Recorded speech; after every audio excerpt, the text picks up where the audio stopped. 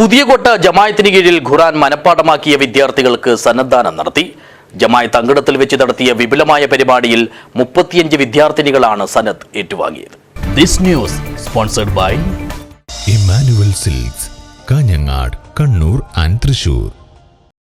പുതിയകോട്ട ജമായത്തിന് കീഴിൽ പ്രവർത്തിക്കുന്ന ആയിഷ സിദ്ദിഖ ഹിഫ്ൽ കോളേജിൽ നിന്ന് ഹാഫിളത്തായ 35 വിദ്യാർത്ഥിനികൾക്കാണ് സാക്ഷ്യപത്രമായ സനത് സമ്മാനിച്ചത്.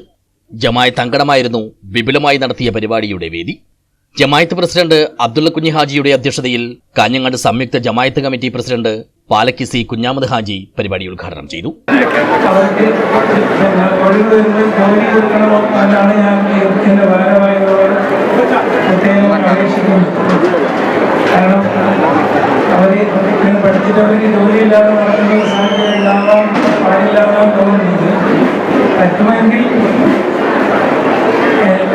നല്ല മദ്രസ നടത്തിക്കൊണ്ടുവന്നതിൽ വേറെ അധികം അടുത്തുന്ന വേറൊരു മദ്രസയും കൂടെ സയ്യിദ് സഫാൻ തങ്ങൾ കുട്ടികൾക്കുള്ള സനദ് നൽകി.